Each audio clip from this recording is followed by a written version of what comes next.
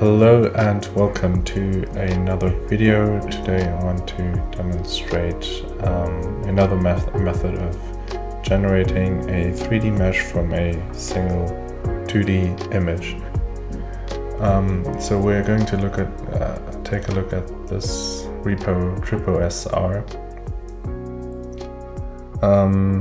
You can install this by following these instructions. Please note this has been tested on Ubuntu 22.04. So you need to create a conda environment with conda create --name -python 3.11, and then conda activate TripoSR, for example. This is the name, you can call whatever you want. If you haven't installed conda, you should go to this website, and then there's instructions to install this for Windows, Mac OS or Linux. Please note, as mentioned before, I've tested this on Linux only. So let's have a look. Let's go back to the installation.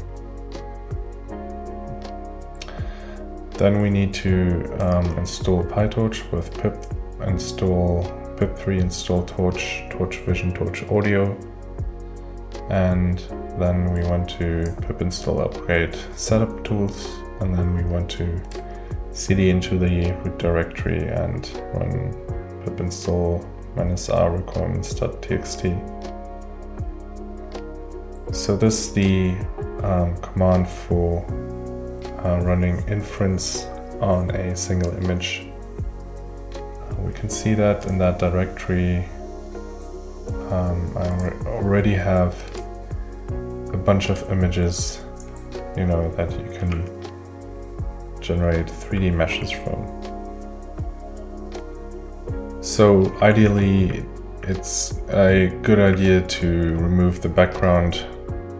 To do this you can use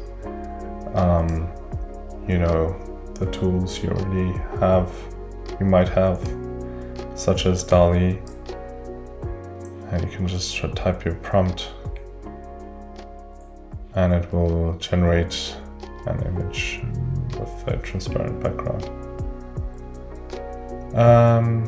Like this fruit bowl, for example.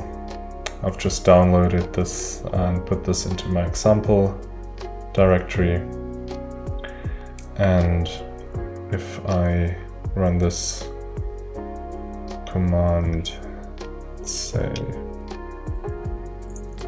fruitbowl.png, and then call this directory fruit bowl and run it. This will initialize inference, and it will only take a few seconds to generate on a 4090.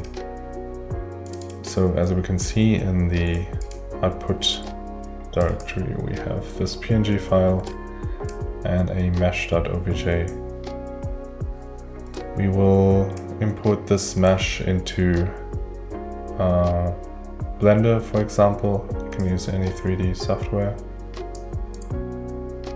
And we'll go into here and we'll reset the transforms as well.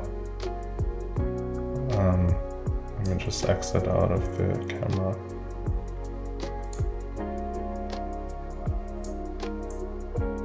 We also want to add a color attribute just to show the vertex colors, because they're being saved on the mesh, on the vertices.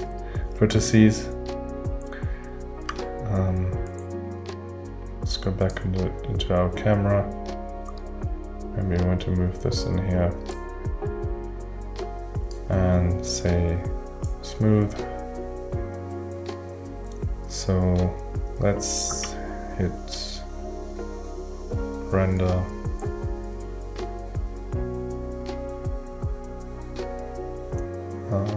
Just wait a few seconds, hopefully.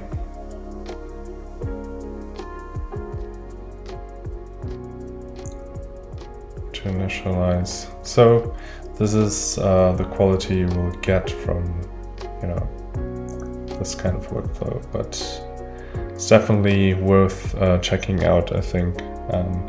It's only a matter of time when this will improve and when these workflows will also be, you know, used in game development workflows, etc. So thank you for watching and see you in the next video. Goodbye.